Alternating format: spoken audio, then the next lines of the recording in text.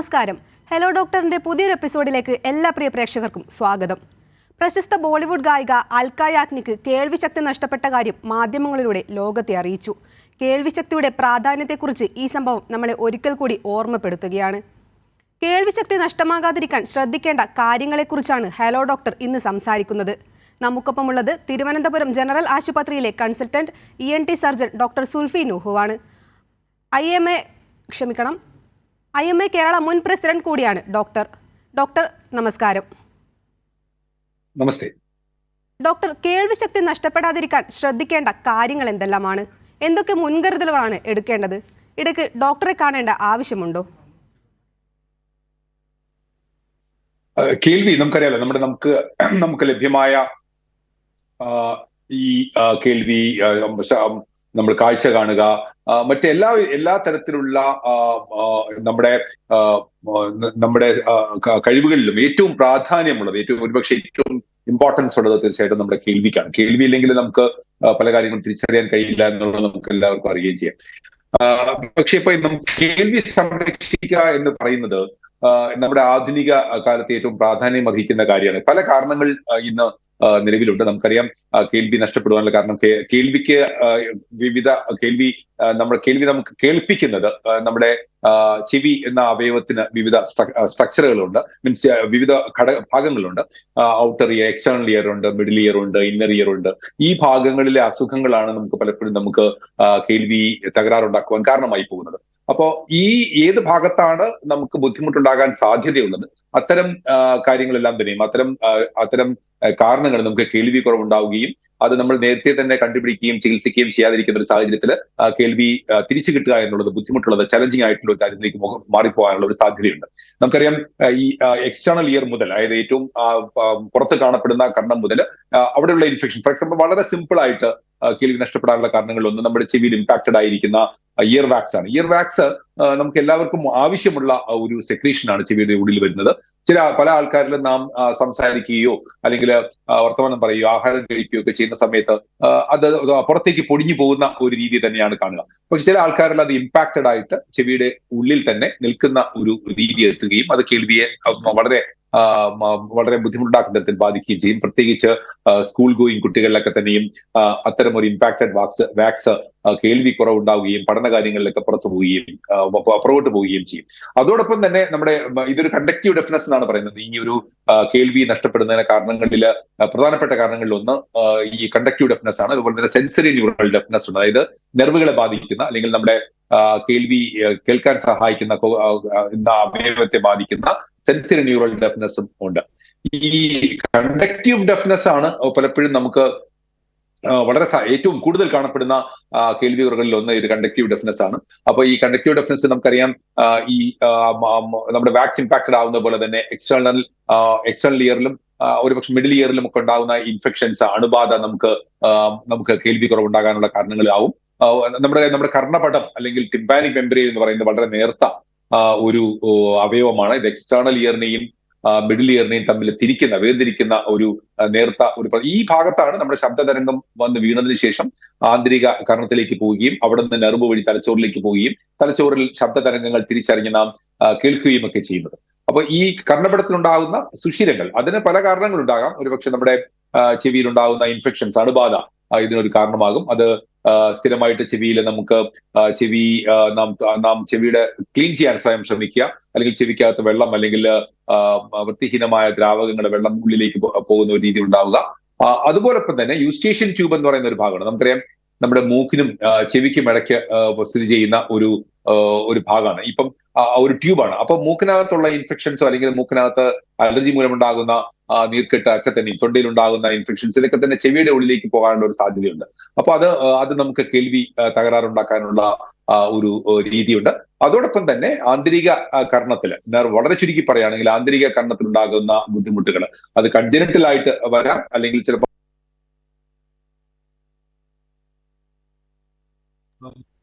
അത്തരം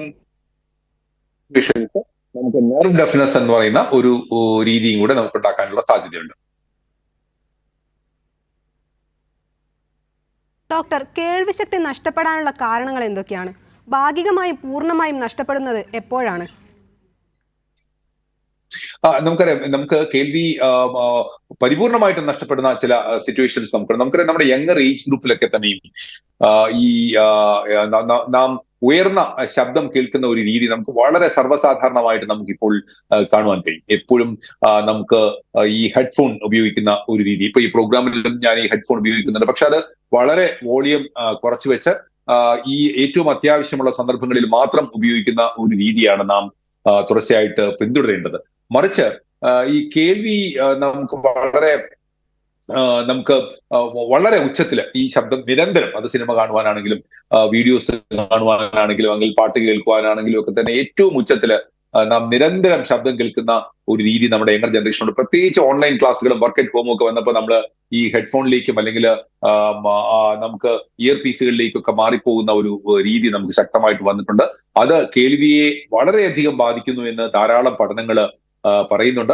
അത് അത്തരം സന്ദർഭങ്ങളിൽ നിവർത്തികേട് കാരണം നമുക്ക് ഹെഡ്ഫോൺ ഉപയോഗിക്കേണ്ട കഴിവതും സ്പീക്കർ ഫോണുകൾ ഉപയോഗിക്കുക, അല്ലെങ്കിൽ നമ്മുടെ ഡിവൈസിൽ നിന്ന് നേരിട്ട് കേൾക്കുന്ന ഒരു രീതിയിലേക്ക് എത്തിച്ചേരുക. പക്ഷേ ഒരു പക്ഷേ നമ്മൾ ഹെഡ്ഫോൺ ഉപയോഗിക്കുകയാണെങ്കിൽ പോലും അതിന്റെ വോളിയം ലോകാരോഗ്യ സംഘടന 60% എന്ന് പറയെങ്കിലും നമ്മുടെ ഒരു സാഹചര്യത്തിൽ മേ ബി ഒരു 50% താഴെ വോളിയം നമ്മുടെ ഡിവൈസിലൂടെ ഉപയോഗിച്ച് നമുക്ക് താഴെ നിർത്താവുന്നതാണ്. ഈ ശബ്ദം നമ്മൾ നിരന്തരം കേൾക്കുന്ന ഉയർന്ന ശബ്ദം നിരന്തരം കേൾക്കുകയാണെങ്കിൽ നമ്മുടെ ഇന്നർ ഇയർ ഏറ്റവും അകത്തുള്ള ആന്തരിക കർണത്തിന്റെ ഹെയർ സെൽസ് നശിച്ചു പോവുകയും അതൊരു പെർമനന്റ് ആയിട്ടുള്ള ഒരു ഹിയറിംഗ് ലോസ്, പരിപൂർണമായിട്ടും തിരിച്ചു കിട്ടാൻ സാധ്യതയില്ലാത്ത തരത്തിലുള്ള ഒരു ഹിയറിംഗ് ലോസിലേക്ക് പോകാനുള്ള ഒരു സാധ്യതയുണ്ട്. അപ്പം അത്തരം സാഹചര്യങ്ങൾ നാം തീർച്ചയായിട്ടും ഒഴിവാക്കേണ്ടതായിട്ടുണ്ട്. അതോടൊപ്പം തന്നെ ഈ വളരെ ശബ്ദമുള്ള അന്തരീക്ഷത്തിൽ ജോലി ചെയ്യുന്ന ഒരു രീതി നമുക്ക് പലപ്പോഴും സ്വീകരിക്കേണ്ടതായിട്ട് വരും. ഒരു കൺസ്ട്രക്ഷൻ ഫീൽഡ് ആയിക്കോട്ടെ, അല്ലെങ്കിൽ വാഹനങ്ങളായിക്കോട്ടെ, അല്ലെങ്കിൽ ഒരുപക്ഷെ മറ്റു ഫാക്ടറികളായിക്കോട്ടെ, അത്തരം ഉയർന്ന ശബ്ദങ്ങളിൽ നിരന്തരം എക്സ്പോസ്ഡ് ആകുന്ന ഒരു രീതി നമുക്ക് ശബ്ദ തരംഗങ്ങളെ നമുക്ക് ബുദ്ധിമുട്ടുണ്ടാക്കുകയും നമുക്ക് കേൾവി നമുക്ക് പരിപൂർണമായിട്ട് നശിച്ചു പോകാനുള്ള സാധ്യത. അപ്പൊ അത്തരം സ്ഥലങ്ങളിൽ നാം ജോലി ചെയ്യുമ്പോൾ എടുക്കേണ്ട പ്രിക്കോഷൻസ് തീർച്ചയായിട്ടും ഞാൻ നേരത്തെ സൂചിപ്പിച്ചതുപോലെ നാം ഇപ്പോ ഹെഡ്ഫോൺ ഉപയോഗിക്കുന്ന രീതി മാക്സിമം കുറയ്ക്കുക, വോളിയം കുറച്ചു വെച്ച് ഉപയോഗിക്കുക, സ്പീക്കർ ഫോണുകൾ ഉപയോഗിച്ചുകൊണ്ട് കേൾക്കാൻ ശ്രമിക്കുക, അവിടെയും വോളിയം കുറച്ചു വയ്ക്കുക. കാറിനുള്ളിലാണെങ്കിൽ പോലും വോളിയം വളരെ താഴ്ത്തി വെച്ചത് കേൾക്കുന്ന ശബ്ദം ഉണ്ടാക്കുക. വർക്ക് സ്പേസിൽ ഇയറിന്റെ പ്രൊട്ടക്ഷന് വേണ്ടിയിട്ടുള്ള ഡിവൈസുകൾ ലഭ്യമാണ്. ഫോർ എക്സാമ്പിൾ നമുക്ക് ഇപ്പം ശബ്ദമുള്ളിലേക്ക് പോകാതിരിക്കാനുള്ള ഇയർ പ്ലഗുകൾ ലഭ്യമാണ്. അത് ഉപയോഗിച്ചുകൊണ്ട് കേൾവി അത്തരം ഉയർന്ന ശബ്ദം കേൾക്കുന്ന അന്തരീക്ഷത്തിൽ വർക്ക് ചെയ്യുന്ന ഒരു ശീലം നമുക്ക് ഉണ്ടാകേണ്ടതായിട്ടുണ്ട്. അതോടൊപ്പം തന്നെ നമുക്ക് മറ്റൊരു കാര്യം കൂടി ഉണ്ട്. നമുക്ക് ഇപ്പൊ ഫോർ എക്സാമ്പിൾ ഇപ്പൊ അൽക്ക യാഗ്നിക്കിന്റെ കാര്യം പറഞ്ഞത് മാതിരി ഒരു പ്രൊഫഷണൽ ആർട്ടിസ്റ്റുകൾ എല്ലാം തന്നെയും അവരുടെയൊക്കെ ഒരു ബുദ്ധിമുട്ട് എപ്പോഴും ഉയർന്ന ശബ്ദം കേൾക്കുന്ന ഒരു രീതിയിൽ അവർക്ക് അവരുടെ പെർഫോമൻസ് സമയത്ത് മുഴുവൻ അങ്ങനെ നിൽക്കേണ്ടി വരും. അപ്പൊ അങ്ങനെ നിൽക്കുമ്പോൾ അവർ ക്രമേണ അവർക്കൊരു സെൻസറി ന്യൂറൽ ഡെഫ്നെസ്, അവർക്ക് ഒരു നോയിസ് ഇൻഡ്യൂസ് ഹിയറിംഗ് ഡെഫ്നെസ് ഉണ്ടാകും. ഇത്തരം ആൾക്കാരിൽ അത് വളരെ പ്രാധാന്യമറിയിക്കുന്ന കാര്യമാണ്. ഇത്തരം ആൾക്കാരിൽ പെട്ടെന്ന് വൈറസ് ഇൻഫെക്ഷൻ മൂലമോ അല്ലെങ്കിൽ മറ്റു കാരണങ്ങൾ മൂലമോ ഉണ്ടാകുന്ന സഡൻ സെൻസറി ന്യൂറൽ ഡെഫ്നെസ് എന്ന് പറയുന്ന മറ്റൊരു എൻറ്റിറ്റി ഉണ്ടാകാനുള്ള സാധ്യതയുണ്ട്. അപ്പൊ ആ കാര്യം സ്ഥിരമായി ഇത്തരം ഉയർന്ന ശബ്ദം കേട്ടിട്ട് അവർക്ക് ശബ്ദ തരംഗങ്ങൾ കേൾക്കാൻ പറ്റാത്ത ഒരു സാഹചര്യത്തിലേക്ക് എത്തിച്ചേരുമ്പോൾ, ശബ്ദങ്ങൾ ടോളറേറ്റ് ചെയ്യാൻ പറ്റാത്ത സാഹചര്യങ്ങൾ എത്തിച്ചേരുമ്പോൾ നമ്മുടെ ചെവിയുടെ അല്ലെങ്കിൽ നമ്മുടെ കൊക്ലിയയുടെ ഒരു ത്രെഷോൾഡ് മാറിപ്പോവുകയും പിന്നീട് വൈറസ് ഇൻഫെക്ഷനോ അല്ലെങ്കിൽ മറ്റു കാരണങ്ങൾ മൂലമോ ഉണ്ടാകുന്ന അണുബാധയൊക്കെ തന്നെ പെട്ടെന്ന് സഡൻ സെൻസറി ന്യൂറൽ ഡെഫ്നെസ് ഉണ്ടാക്കാനുള്ള സാധ്യത കൂട്ടുന്നു എന്നുള്ള വിവിധ പുതിയ പഠനങ്ങൾ കാണിക്കുന്നുണ്ട്. അപ്പം അത്തരം സാഹചര്യങ്ങൾ മാക്സിമം ഒഴിവാക്കി നിർത്തേണ്ടതാണ്. ഡോക്ടർ, നമ്മുടെ കൂടെ ഒരു പ്രേക്ഷകൻ ചേരുന്നുണ്ട്. താമരശ്ശേരിയിൽ നിന്ന് സുധീറാണ്. സുധീർ, ഡോക്ടറോട് ചോദിച്ചോളൂ. Good afternoon doctor. Hello doctor. നമസ്തേ, നല്ല നമസ്കാരം സുധീർ.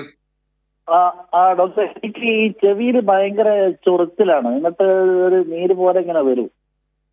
അപ്പം എനിക്ക് ഈ ചെവിയിൽ ഇങ്ങനെ ചൊറിയുന്ന സമയത്ത് ഞാന് ഒരു കാറോറിട്ടിട്ട് അതിലൊരു കോട്ടണൊക്കെ വെച്ചിട്ട് ഇങ്ങനെ തിരിക്കുന്ന ഒരു സ്വഭാവം ഉണ്ട് എനിക്ക്. അപ്പോ തീർച്ചയായിട്ടും അത്തരം ഒരു രീതി നമുക്ക് ഒരിക്കലും മനസ്സിലായി.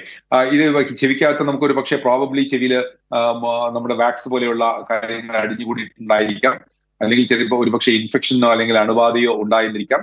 പക്ഷെ ഒരു കാരണവശാലും, അത് ഞാൻ അണ്ടർലൈൻ ചെയ്ത് ഒരു 100 തവണ പറയേണ്ട കാര്യമാണ്, ഒരു കാരണവശാലും ചെവിയുടെ ഉൾഭാഗം ക്ലീൻ ചെയ്യുന്ന ഒരു രീതിയിലേക്ക് സ്വയം തീർച്ചയായിട്ടും ഉണ്ടാകരുത്.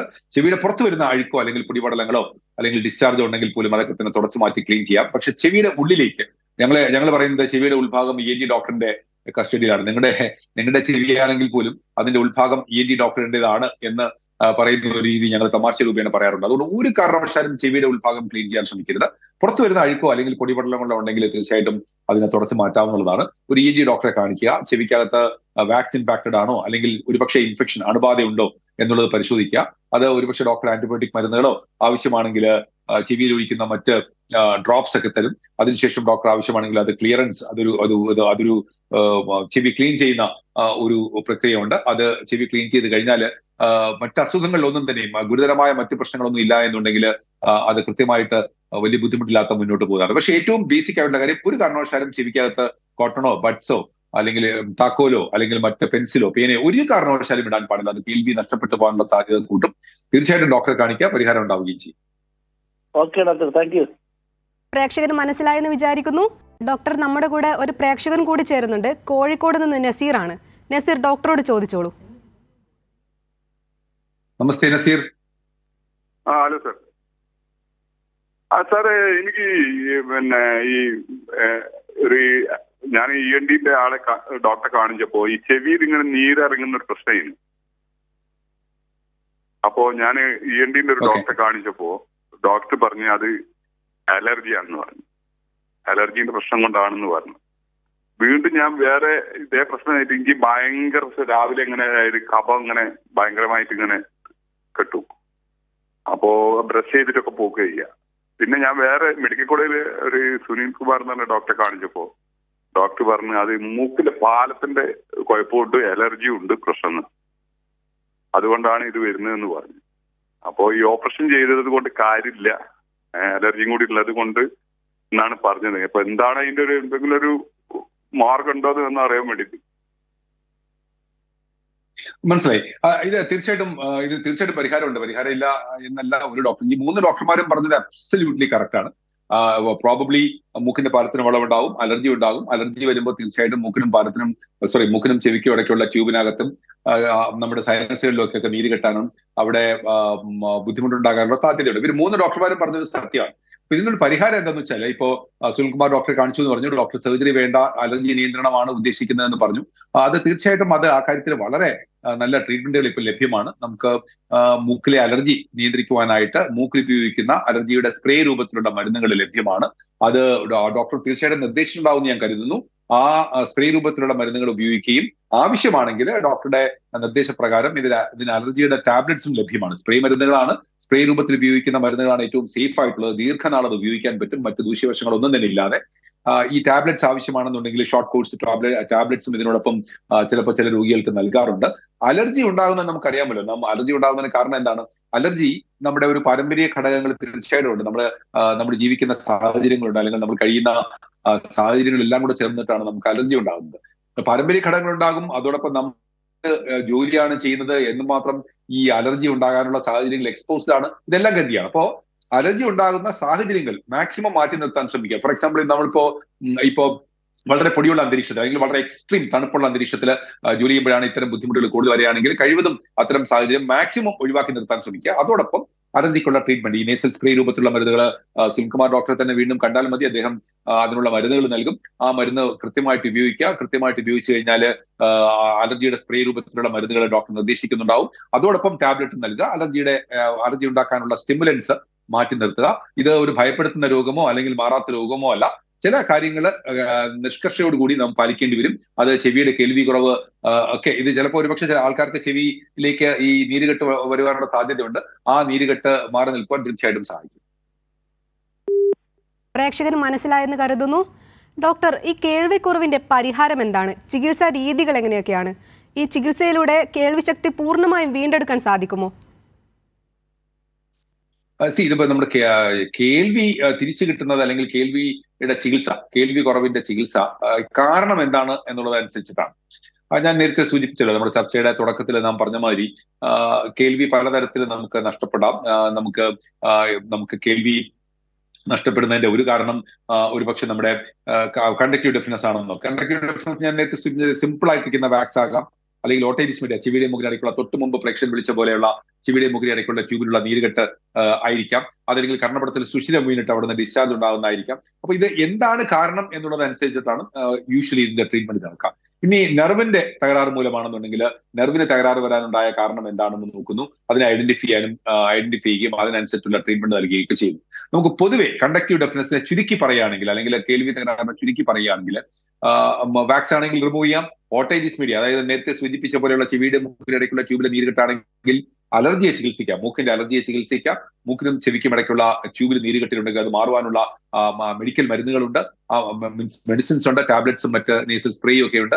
അത് കൃത്യമായിട്ട് നമുക്ക് ഉപയോഗിക്കാവുന്നതാണ്. അതോടൊപ്പം ഒരുപക്ഷെ ഇത്തരം കാര്യങ്ങളിൽ മാറാതെ നിൽക്കുകയാണെങ്കിൽ, ചെവിക്കും മൂക്കിനും ഇടയ്ക്കുള്ള ട്യൂബിലുള്ള നീരുകെട്ട് മാറാതെ നിൽക്കുകയാണെങ്കിൽ അതിന്റെ കാരണം ഒരുപക്ഷെ ഇപ്പൊ പാലം വളഞ്ഞിരിക്കുന്നു എന്ന് പറഞ്ഞു, പാലം വളഞ്ഞിരിക്കുന്നതാണോ, അല്ലെങ്കിൽ മൂക്കിനകത്ത് ചത വളർച്ചയുണ്ടോ, അല്ലെങ്കിൽ മറ്റെന്തെങ്കിലും ഒരു ടോൺസിൽ ഗ്രന്ഥിയുടെ വളർച്ചയാണോ, ഇത്തരം കാര്യങ്ങളൊക്കെ നോക്കിയിട്ട് അതിനെ ഒരുപക്ഷെ മെഡിക്കൽ മരുന്നുകളിൽ മാറിയില്ലെങ്കിൽ സർജിക്കൽ ട്രീറ്റ്മെന്റ് നമുക്ക് ലഭ്യമാണ്. അതോടൊപ്പം ഈ കർണപടത്തിന് സുഷിരമുണ്ടായി എന്ന് കരുതിയിട്ടുള്ളൂ, ഇൻഫെക്ഷൻ വന്നിട്ട് സ്ഥിരമായിട്ട് ഇൻഫെക്ഷൻ വന്ന കർണപടത്തിൽ സുഷിരം വീണു, അതും അതെ മെഡിക്കൽ ട്രീറ്റ്മെന്റ് അല്ലെങ്കിൽ മരുന്നുകൾ കൊണ്ടുള്ള ട്രീറ്റ്മെന്റ്, ഇയർ ഡ്രോപ്സ് ഉണ്ട്, ആന്റിബയോട്ടിക് മരുന്നുകളുണ്ട്, ആന്റിഹിസ്റ്റമൈൻ മരുന്നുകളുണ്ട്. അത്തരം മരുന്നുകൾ സ്ഥിരമായിട്ട് ഉപയോഗിക്കുകയും ചെവി കൃത്യമായി ക്ലീൻ ചെയ്യുകയും ചെയ്യുന്ന ഒരു രീതി. സ്വയം ക്ലീൻ ചെയ്യല്ല, ഡോക്ടറെ കാണിച്ച് ഡോക്ടറുടെ നിർദ്ദേശപ്രകാരം ഡോക്ടറുടെ മേൽനോട്ടത്തില് ഡോക്ടറിനെ കൊണ്ട് ചെവിയുടെ ഉൾഭാഗം സക്ഷൻ ക്ലിയറൻസ് നടത്തി അത് പഴുപ്പൊന്നും ഇല്ലാത്ത രീതിയിൽ മാറ്റി നിർത്തുകയും മരുന്നുകൾ ഉപയോഗിക്കുകയും ചെയ്യുകയാണെങ്കിൽ ചെവിയിലെ കർണപടത്തിലെ ദ്വാരം അടഞ്ഞു വരാനുള്ള ഒരു സാധ്യതയുണ്ട്. ഇല്ലാത്ത ആൾക്കാരിൽ ഒരു പക്ഷേ അതിന്റെ സർജിക്കൽ ട്രീറ്റ്മെന്റ് ലഭ്യമാണ്. പൊതുവെ പറയുകയാണെങ്കിൽ മെഡിക്കൽ ട്രീറ്റ്മെന്റ്, അതായത് മരുന്നുകൾ കൊണ്ടുള്ള ട്രീറ്റ്മെന്റിൽ പലപ്പോഴും ഈ വിഭാഗത്തിലുള്ള കണ്ടക്റ്റീവ് ഡെഫ്നെസ് എന്ന് പറയുന്ന കേൾവിയുടെ ബുദ്ധിമുട്ട് പലപ്പോഴും നമുക്ക് തിരിച്ചു കിട്ടാൻ സാധ്യതയുണ്ട്. ഇനി നെർവ് ഡെഫ്നെസ്, അതായത് ആന്തരിക കർണത്തിലെ ബുദ്ധിമുട്ടുകൾ മൂലം ആണ് ഉണ്ടാകുന്നതെങ്കിൽ പലപ്പോഴും നമുക്ക് അതിനുള്ള ടെസ്റ്റുകൾ നമുക്ക് ചെയ്യേണ്ടി വരും. അത് കണ്ടക്റ്റീവ് ഡെഫ്നെസ് ആണെങ്കിലും ചെയ്യേണ്ടി വരും. നമുക്ക് ഒരുപക്ഷെ CT സ്കാൻ എടുക്കേണ്ടി വന്നിരിക്കാം. ഓഡിയോഗ്രാം, ടിമനോഗ്രാം എന്ന് പറയുന്ന കേൾവി അസസ് ചെയ്യുന്ന ടെസ്റ്റുകളുണ്ട്. കൊച്ചുകുട്ടികളിലാണെങ്കിലും വേറെ പോലെയുള്ള ടെസ്റ്റുകൾ കേൾവിയുടെ കാരണം എന്താണെന്ന് പരിശോധിക്കാനുണ്ട്. അത് പരിശോധിക്കുന്നു. ഇപ്പൊ ഇന്നർ ഇയറിൽ ഒരു നെർവ് ഡെഫ്നെസ് മൂലമാണെന്നുണ്ടെങ്കിൽ പലപ്പോഴും നമുക്ക് ആ കേൾവി പരിപൂർണമായിട്ടും തിരിച്ചു കിട്ടുവാൻ മരുന്നുകൾ മൂലം സാധിച്ചെന്നിരിക്കില്ല. അത്തരം ആൾക്കാരിൽ നമുക്ക് ഹിയറിംഗ് എയ്ഡുകൾ, ശ്രവണ സഹായികൾ നമുക്കിന്ന് ലഭ്യമാണ്. ശ്രവണ സഹായികൾ പല തരത്തിലുള്ള വളരെ മോഡേൺ ആയിട്ടുള്ള വളരെ സോഫിസ്റ്റിക്കേറ്റഡ് ആയിട്ടുള്ള ഉപകരണങ്ങൾ ഇന്ന് ലഭ്യമാണ്. കൊച്ചുകുട്ടികളിലെ കേൾവി നഷ്ടപ്പെടുന്ന, കേൾവി വളരെ തുടക്കത്തിലേ തന്നെ അസസ് ചെയ്യുന്ന ഒരു രീതി നമുക്ക് ഇപ്പോൾ ഉണ്ട്.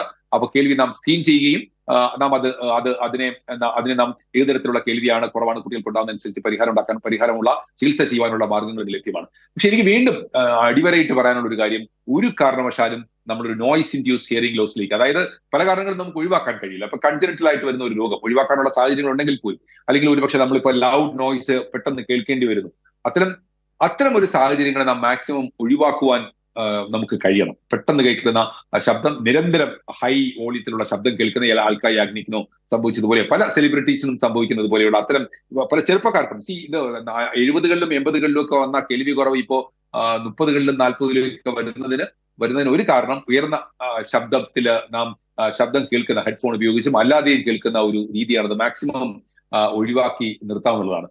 ബേസിക്കലി ഡോക്ടറെ കാണേണ്ട കേൾവി കുറവ് അല്ലെങ്കിൽ കേൾവി കുറവ് എന്ന് പറയുന്നത് സ്ഥിരമായി നിൽക്കുന്ന കേൾവി കുറവ് ഉണ്ടെങ്കിൽ അത് താമസിപ്പിക്കരുത്. കഴിവതും നമുക്ക് സ്വയം അസസ് ചെയ്യാനുള്ള ആപ്പുകളൊക്കെ ഇപ്പം ലോകാരോഗ്യ സംഘടനയുടെ കേൾവി സ്വയം അസസ് ചെയ്യാനുള്ള ആപ്പുകൾ ഇന്ന് ലഭ്യമാണ്. അതിലൂടെ നമുക്ക് സ്വയം പരിശോധിക്കാം. പക്ഷെ തീർച്ചയായും ഡോക്ടറെ കാണുകയും കേൾവി കുറവിന്റെ കാരണം എന്താണ് എന്ന് വിലയിരുത്തുവാനുള്ള ഒരു അവസരം നാം ഉണ്ടാക്കുകയും വേണം. അത് പരിശോധനയിലൂടെ എന്താണെന്ന് കണ്ടെത്തി കഴിഞ്ഞാൽ അതിനനുസരിച്ചിട്ടുള്ള ചികിത്സ, ഒരുപക്ഷെ മെഡിക്കൽ ചികിത്സ അല്ലെങ്കിൽ ഒരുപക്ഷെ അപൂർവമായിട്ടാണെങ്കിലും സർജിക്കൽ ചികിത്സ ആവശ്യമായിട്ട് വന്നേക്കാം. അതോടൊപ്പം ഒരുപക്ഷെ ചില ആൾക്കാരിൽ ഹിയറിംഗ് എയ്ഡ് പോലെയുള്ള ട്രീറ്റ്മെന്റും ആവശ്യമായി വന്നേക്കാം. ഡോക്ടർ, നമ്മുടെ കൂടെ ഒരു പ്രേക്ഷകൻ കൂടി ചേരുന്നുണ്ട്. കണ്ണൂരിൽ നിന്ന് രവീന്ദ്രനാണ്. രവീന്ദ്രൻ, ഡോക്ടറോട് ചോദിച്ചോളൂ.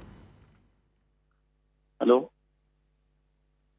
ഹലോ ചോദിച്ചോളൂ. നമസ്തേ രവീന്ദ്രൻ. ഹലോ നമസ്കാരം സാർ. ഹലോ നമസ്കാരം സാർ. ടെക്നിക്കൽ തകരാറ് മൂലമാണെന്ന് തോന്നുന്നു, കേൾക്കുന്നില്ലല്ലോ. ഹലോ നമസ്കാരം സാർ. രവീന്ദ്രൻ ചോദിച്ചോളൂ, ഡോക്ടർക്ക് കേൾക്കാം. ഹലോ സാർ, ഞാൻ വെർട്ടിഗോ ഇയർ ബാലൻസിന്റെ കാര്യം അന്വേഷിക്കാനാണ്. ഞാൻ ഇതുകൊണ്ട് കുറെ ആൾക്കാരായി ബുദ്ധിമുട്ടുന്നു. കുറെ ചികിത്സ ചെയ്ത് ഇപ്പോൾ ഇത് വരുമ്പോൾ സിനാറസിൻ ടാബ്ലറ്റ് കഴിക്കും. അപ്പോൾ കുറച്ചു ദിവസം മാറും, പിന്നീട് കുറെ കഴിഞ്ഞിട്ടാകുമ്പോൾ വീണ്ടും വരും. ചില്ലറ എക്സസൈസ് എല്ലാം ചെയ്യുന്നുണ്ട്. അപ്പൊ എക്സസൈസിൽ വരുന്നു. ഇതിന് ശാശ്വതമായിട്ടുള്ള പരിഹാരം എന്തെങ്കിലും ഉണ്ടോ? ഓപ്പറേഷനോ അങ്ങനെ എന്തെങ്കിലും ഉണ്ടോ എന്ന് അറിയാനുണ്ട്. ഇത് വെട്ടൈഗോ അല്ലെങ്കിൽ തല കറക്കം, അതായത് നമുക്ക് ചുറ്റും കറങ്ങുന്ന ഒരു പ്രതീതി, അല്ലെങ്കിൽ ചുറ്റും കറങ്ങി മറിയുന്ന ഒരു പ്രതീതി ഉണ്ടാവുക, അല്ലെങ്കിൽ നമുക്ക് നടക്കുമ്പോൾ വീണു പോകാൻ തോന്നുന്ന പോലെ ഒരു കാര്യം ഉണ്ടാവുക, ഇരുന്നിട്ട് എണീക്കുമ്പോഴോ കിടന്നിട്ട് തിരിയുമ്പോഴോ ഒക്കെ ചുറ്റും കറങ്ങി മറിയുന്നത് പോലെ തോന്നുക. ഇതൊക്കെ തന്നെ ഒരു വെട്ടൈഗോ ആയിട്ടാണ് നാം വിലയിരുത്തുന്നത്. ഇതിന്റെ കാരണം എന്താണ്, എന്തുകൊണ്ടാണ് വെട്ടൈഗോ വരുന്നത് എന്നുള്ളതനുസരിച്ചിട്ടാണ് അതിന്റെ ട്രീറ്റ്മെന്റ് ഉള്ളത്. ഇപ്പോ താങ്കൾ പറഞ്ഞത് പ്രകാരം പ്രോബബ്ലി ഇതൊരു ഒരു ചെവിയുടെ ഉള്ളിലെ ബാലൻസ് നിയന്ത്രിക്കുന്ന അവയവത്തിനുണ്ടാകുന്ന ബുദ്ധിമുട്ട് ഉണ്ടാകുന്ന തലകറക്കമായിരിക്കാം. പക്ഷെ അത് തീർച്ചയായും അത്തരം ഒരു തലകറക്കം അതിന്റെ കാരണം അതാണ് എന്ന് വിലയിരുത്തി കഴിഞ്ഞാൽ നമുക്ക് അതിനനുസരിച്ചിട്ടുള്ള മരുന്നുകൾ ലഭ്യമാണ്. ഇപ്പം സെനറസിൻ പോലുള്ള ടാബ്ലറ്റുകൾ ലഭ്യമാണെന്ന് പറഞ്ഞാൽ അത് ആ ഗ്രൂപ്പിൽപ്പെട്ട മറ്റു ഗ്രൂപ്പുകളിൽപ്പെട്ട മരുന്നുകൾ ഈ കേൾവിക്കുറവ് ഈ തലകറക്കം കുറയ്ക്കുവാനായിട്ട് നമുക്ക് സഹായിക്കും. അതോടൊപ്പം മറ്റ് ഇൻവെസ്റ്റിഗേഷൻസ് ചില ആൾക്കാരിൽ ആവശ്യമായി വന്നിരിക്കാം. കേൾവി പരിശോധിക്കുന്ന രീതിയുണ്ട്. അതോടൊപ്പം തന്നെ നമുക്ക് മറ്റ് ടെസ്റ്റുകൾ ആവശ്യമാണോ എന്ന് നോക്കുക. എന്തുകൊണ്ടാണ് കേൾവി നമുക്ക് ഈ തലകറക്കം ഉണ്ടാകുന്നതെന്ന് അസസ് ചെയ്യുന്ന ടെസ്റ്റുകൾ ലഭ്യമാണ്. ആ ടെസ്റ്റുകളിലൂടെ അതിന്റെ കാരണം കണ്ടുപിടിക്കുകയും അതിനെ അഡ്രസ് ചെയ്യുകയും ചെയ്യും. അഡ്രസ് ചെയ്യാനാണ് ട്രീറ്റ്മെന്റ്. തലകറക്കം എന്ന് പറയുന്നത് സ്ഥിരമായി നിൽക്കുന്ന ഒരു രോഗമോ ഭയപ്പെടുത്തുന്ന ഒരു രോഗമോ മിക്ക ആൾക്കാരിലും അല്ല. ചില ആൾക്കാരിൽ വളരെ ഷോർട്ട് കോഴ്സ് ആയിട്ടുള്ള മെഡിസിൻസ് ആവശ്യമായി വന്നേക്കാം. പക്ഷെ അപൂർവം ചില ആൾക്കാരിൽ, മിക്ക ആൾക്കാരിലും ചെറിയ ഡോസിൽ ഇത് മാറും. ഡോക്ടർ, സമയക്കുറവ് മൂലം ഞാനൊന്ന് ഇടപെടുകയാണ്. കേൾവിശക്തി നഷ്ടപ്പെടാതിരിക്കാൻ ശ്രദ്ധിക്കേണ്ട കാര്യങ്ങളെക്കുറിച്ചാണ് ഹലോ ഡോക്ടർ ഇന്ന് സംസാരിച്ചത്. ഈ വിഷയത്തെക്കുറിച്ച് നമ്മളോട് ചർച്ച ചെയ്തത് തിരുവനന്തപുരം ജനറൽ ആശുപത്രിയിലെ consultant ENT surgeon doctor Sulfi നുഹുവാണ്. ഡോക്ടർ, നന്ദി. ഹലോ ഡോക്ടറിന്റെ ഇന്നത്തെ സമയം ഇവിടെ അവസാനിച്ചിരിക്കുകയാണ്. നമസ്കാരം.